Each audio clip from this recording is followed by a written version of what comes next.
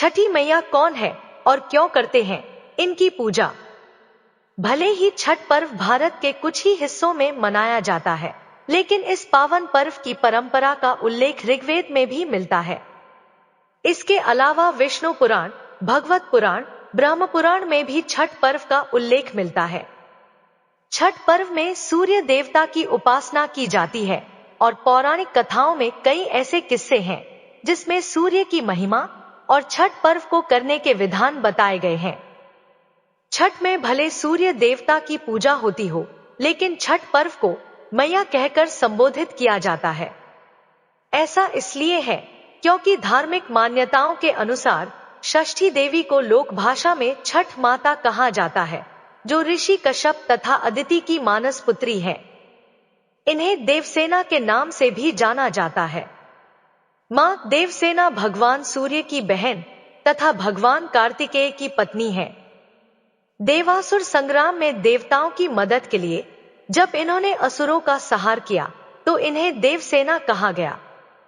देवसेना के बारे में कहा जाता है कि वो नवजात शिशुओं के जन्मकाल से लेकर अगले 6 दिनों तक उनके पास रहकर उनकी रक्षा करती हैं।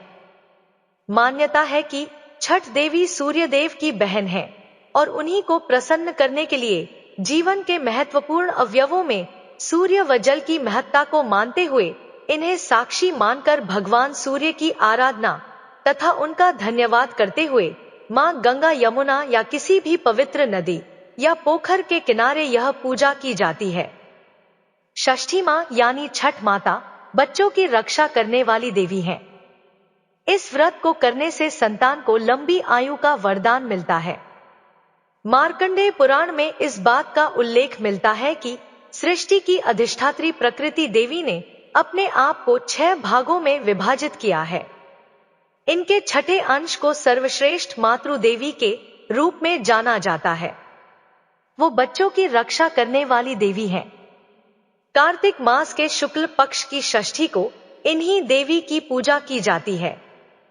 शिशु के जन्म के 6 दिनों बाद इन्हीं देवी की पूजा की जाती है।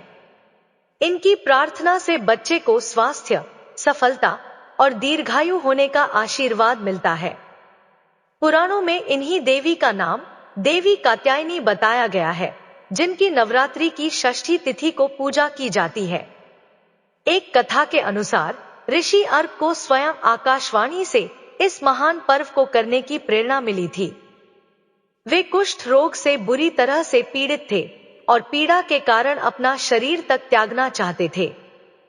तभी आकाशवाणी हुई और उन्हें इस पर्व की महिमा पता चली। फिर उन्होंने पूरी भक्ति के साथ यह पर्व किया, जिसके बाद वो इस त्वचा रोग से मुक्त हो गए। छठ में सूर्यदेव के दोनों स्वरूप यानी उनके उगते स्वरूप और डूबते स्वरूप की पूजा होती है। सूर्यदेव त्वचा के रोगों को ठीक करने के लिए जाने जाते हैं और छठ पर्व में सूर्य देव की ही पूजा होती है।